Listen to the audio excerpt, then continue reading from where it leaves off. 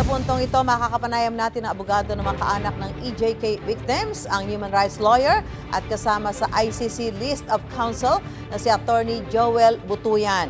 Magandang umaga po, Attorney Butuyan. Magandang umaga, Susan, at magandang umaga sa lahat ng mga nanonood sa atin ngayong araw.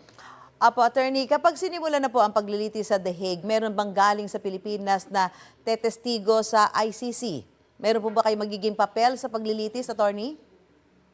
Marami hong testigo ang pupunta sa ICC, no? Dahil mga Pilipino naman yung mga pinaslang, mga Pilipino yung mga magiging testigo, no? At magkakaroon ng tinatawag na Victims Council. Siya yung magre-represent ng lahat ng mga pamilya na namatayan during the drug war. Apo.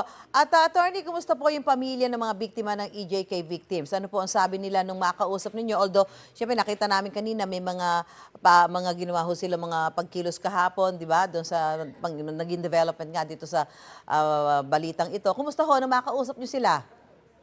Nako, masayang-masaya sila, no? Marami sa kanila umiiyak, hindi makapaniwala na darating yung araw na to na makakamit nila ang hustisya, na nagsisimula na yung paraan para magkaroon ng hustisya para sa kanilang mga mahal sa buhay na namatayan noong drug war.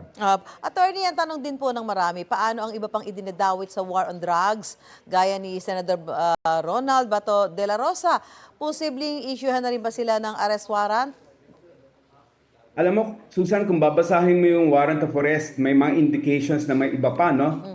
Maliban kay Pangulong Duterte. Kasi ang description na binibigay doon kay Pangulong Duterte ay indirect co-perpetrator, no? So kung co-perpetrator siya, meron siyang mga ibang ka-perpetrator. So umaasa tayo na ito ay simula pa lang at meron pang iba, kagaya ni Senator Bato de la Rosa, ang mahahinan ng warrant of arrest sa mga susunod na araw. Kami po makikibalita sa mga magiging development, kung ano pa yung mga magiging aktibidad po ng mga pamilya ng mga biktima.